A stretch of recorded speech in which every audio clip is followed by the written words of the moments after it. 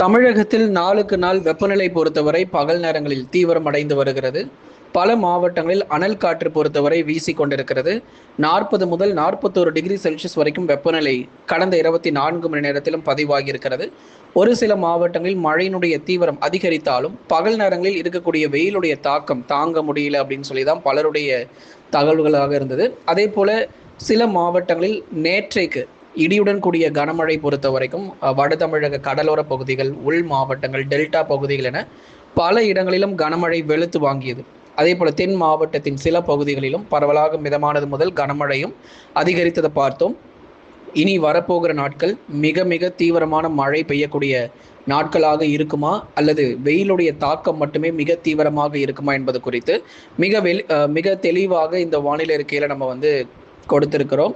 நீங்க ஒன்னே ஒன்று பண்ணுங்க, கடைசி வரைக்கும் வானிலை அறிக்கையை கேட்டு பயன்பெறுங்க. நண்பர்கள் உறவினர்கள் தெரியப்படுத்த ஷேர் பண்ணுங்க, அவங்களும் பார்த்து பயன்பெறட்டும். அப்போ ஒவ்வொரு நாளிலும் நமக்கு மழையினுடைய தீவிரம் பொறுத்தவரை எப்படி இருக்கு, அதே போல எந்தெந்த நாட்கள்ல நமக்கு மழை வாய்ப்புகள் இருக்கும் என்பது குறித்து மிக தெளிவாக ஏற்கனவே நம்ம சொல்லியிருந்தோம்.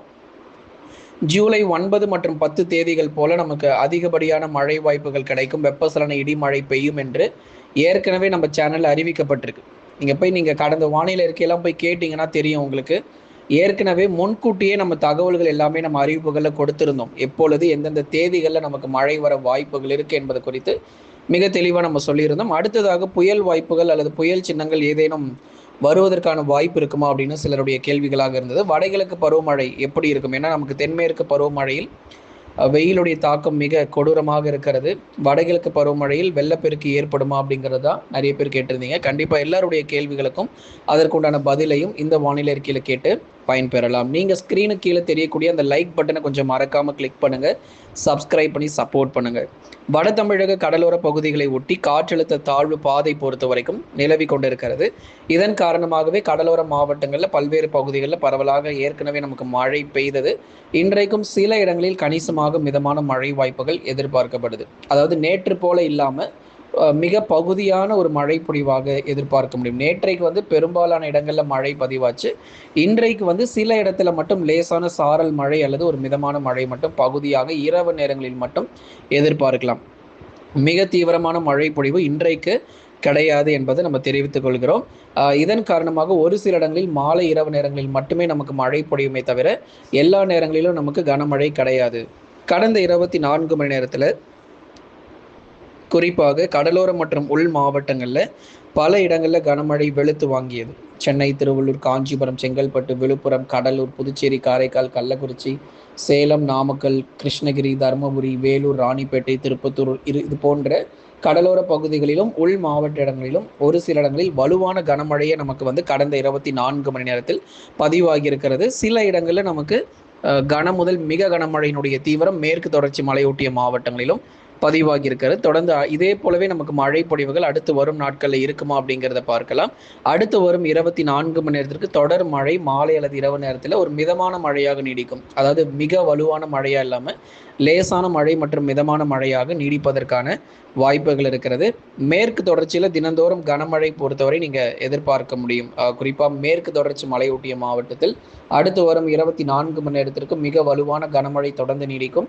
நீலகிரி, கோயம்புத்தூர் உள்ளிட்ட மாவட்டங்களில் மலை பகுதிகளில் வலுவான கனமழை எதிர்பார்க்கப்படுது. சில இடங்களில் மிக கனமழையும் கொட்டி தீர்க்கும். திருநெல்வேலி மாவட்டத்தினுடைய மேற்கு பகுதிகள் குறிப்பாக ஊத்து, அதைத் தொடர்ந்து மாஞ்சோலை மற்றும் அதன் சுற்றுவட்டார பகுதிகள், நாலுமுக்கு, காக்காட்சி போன்ற இடங்களில் கணிசமாக நமக்கு மழை தொடர்ந்து இந்த பகுதிகளில் நீடிக்கக்கூடும். அதனால சற்றே கவனமாக இருந்துக்கோங்க. மேற்கு தொடர்ச்சி மலை ஒட்டிய இருக்கக்கூடிய பகுதிகள், அதே மாதிரி கொடைக்கானல் போன்ற இடங்களிலும் தொடர்ந்து மழை பொழிவுகள் எதிர்பார்க்கலாம். இப்போ மற்ற மாவட்டத்தில் நமக்கு மழை வாய்ப்பு எப்படி இருக்கு அப்படிங்கிறது தெரிஞ்சுக்கலாம்.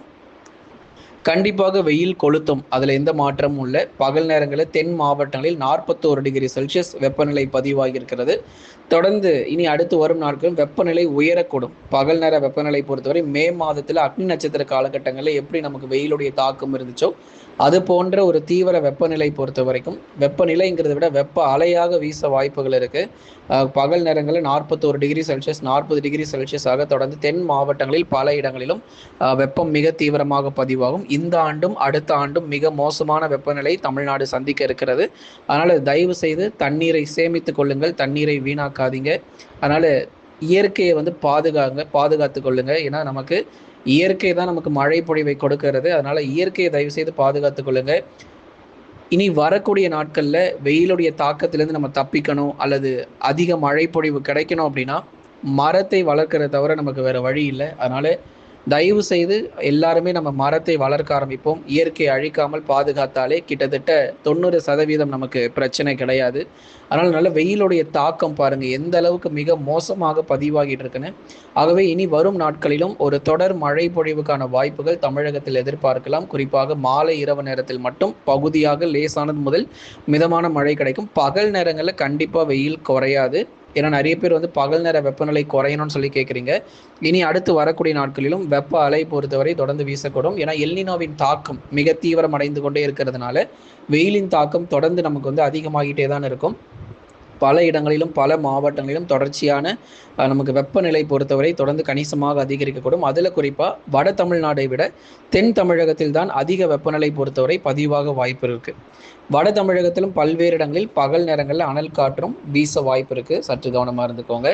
இரவு நேரங்களில் மட்டும் அவ்வப்போது சில மாவட்டங்களில் கனமழை வெப்பசலன இடி மழை தொடர்ந்து இருக்கும். தென்மேற்கு பருவமழை கணிசமாக ஏன்னா இப்போ மகாராஷ்டிரா, கர்நாடகா மற்றும் கேரளா மாநிலங்களில், இன்னொரு பக்கம் ஒரிசா, சத்தீஸ்கர், மேற்கு வங்கம் போன்ற மாநிலங்களில், அதே மாதிரி வட இந்தியாவில் இருக்கக்கூடிய மத்திய மாநிலங்களிலும் பெரும்பாலான இடங்களில் தென்மேற்கு பருவமழை மிக தீவிரமாக பதிவாகிட்டு இருக்கு. தமிழகத்தில் தொடர்ந்து மிதமான மழை அல்லது கனமழை வரைக்கும் பெய்து கொண்டிருக்கிறத நம்ம பார்க்கிறோம். இனி படிப்படியாக நமக்கு மழை பொழிவுகள் எல்லா இடத்திலும் நமக்கு தீவிரம் அடையுமான்னு கேட்டால் எல்லா இடத்திலும் நமக்கு மழை வாய்ப்புகள் தீவிரம் அடையாது. தமிழ்நாடு முழுவதும் மழை வாய்ப்புகள் தீவிரம் அடையாது.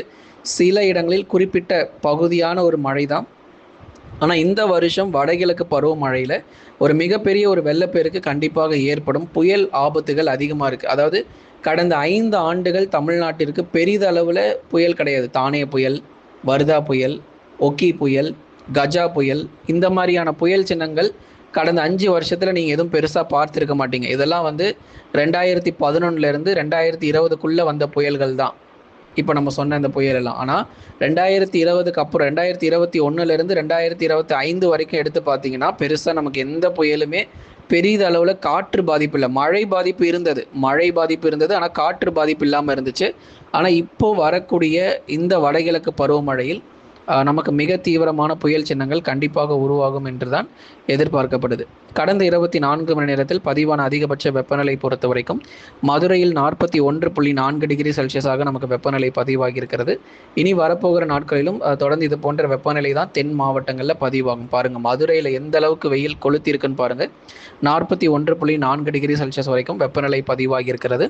கடந்த 24 மணி நேரத்தில் பதிவான மழை அளவு Coonoor 6 centimetre, Ambattur 5 centimetre, Korattur 5 centimetre, Chinnakallar 5 centimetre, தஞ்சாவூரில் 5 சென்டிமீட்டர், திருவள்ளூரில் 4 சென்டிமீட்டர், பூந்தமல்லியில் 3 சென்டிமீட்டர் மழை பொழிவு, புதுக்கோட்டையில் 3 சென்டிமீட்டரும், ஆவடியில் 3 சென்டிமீட்டர் மழை பொழிவுகள், கும்மிடிப்பூண்டி 3 சென்டிமீட்டர், செம்பரம்பாக்கம் 3 சென்டிமீட்டர், பந்தலூரில் 2 சென்டிமீட்டர், காஞ்சிபுரத்தில் 2 சென்டிமீட்டர், தாம்பரத்தில் 1 சென்டிமீட்டர் மழையும், கொடைக்கானலில் தலா 1 சென்டிமீட்டர் மழையும் பதிவாகியிருக்கு நண்பர்களே.